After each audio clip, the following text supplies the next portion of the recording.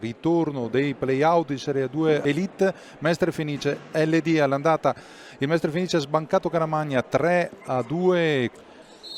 Si parte quindi, ritorno del play-out Serie 2 Elite, viene anticipato dallo stesso Cerbone. Bui che recupera il pallone, Vailati che lo controlla e deve appoggiare indietro a Cristian Ruzza, l'autore di una doppietta, e attenzione, subito il pallone pericolosissimo e dopo 33 secondi c'è il palo alla sinistra di Lamberti. Nell'ultima volta che LD era arrivata qui al Franchetti è stato un secondo tempo. Attenzione, fa il paio anche il LD con la traversa di Cerbone. Hanno salvato.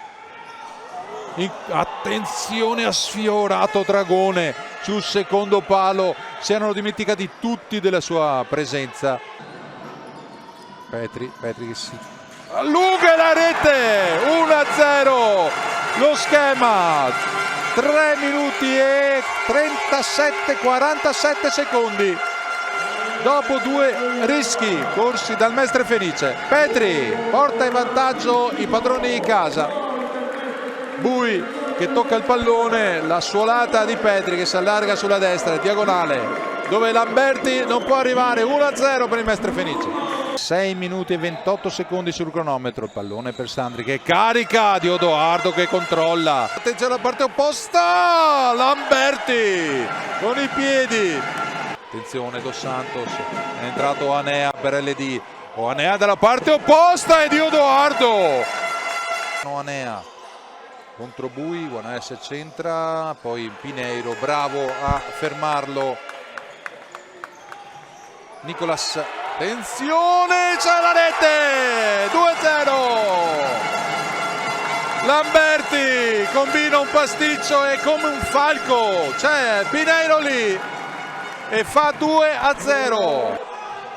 I portieri che sono sempre, attenzione, Sorbo, la reazione, subito il 2-1 di Sorbo, subito la reazione dell'LD, palla recuperata e Sorbo che la mette dentro. Ruzzene per Mazzon, la percussione centrale di Mazzon che arriva e c'è il 3-1,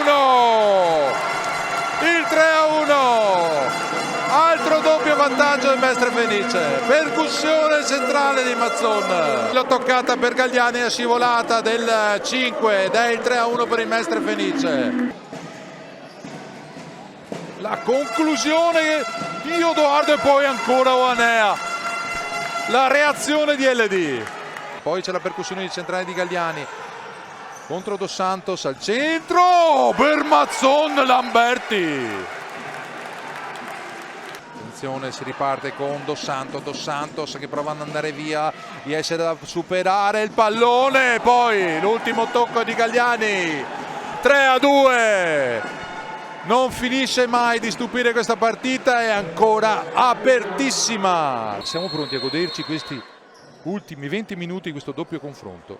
17-13 ancora da giocare, Sandri carica e trova il palo alla destra di Diodoardo che si allunga con il piede, non ci può arrivare, siamo 3-3 dopo 2 minuti e 51 secondi. È tutto apertissimo, Dos Santos che gestisce benissimo il pallone, l'1-2, c'è il miracolo di Diodoardo.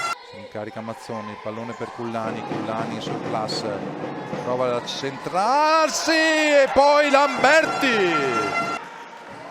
Attenzione, Sandri che raccoglie, la conclusione, trova il 7, incredibile, se è riuscito a controllare quel pallone di petto, forse sembrava si fosse allungato troppo la palla, invece Sandri ha trovato la coordinazione.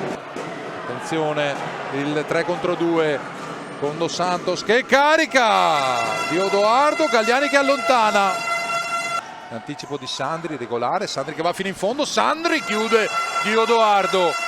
Avevo detto, era rientrato il giocatore che aveva cambiato il corso della partita, attenzione. Sorbo che poi prova la conclusione, attenzione all'anticipo di Ruzzene, Mazzon, Lamberti, ancora Mazzon, è invalicabile il brasiliano, Mazzon, Ruzzene, ancora Mazzon e ancora Lamberti. La posta in palio è ancora più pesante quando mancano pochissimi minuti e c'è la rete di Vailati, e c'è la rete di Vailati. 13 e 21 sul cronometro, dagli sviluppi di un calcio d'angolo, quello che aveva procurato Lamberti sul tiro di Mazzon. Vailati trova l'angolino. 1,50 ancora da giocare, quinto in movimento per LD. Onea che carica il destro di Edoardo, attenzione Mazzon. Vailati, Mazzon nell'angolo. Ed è finita qui, il Mestre Fenice all'ultimo secondo, 4-4, aveva vinto lì. Il quel di Caramagna strappa un preziosissimo pareggio qui a Franchetti.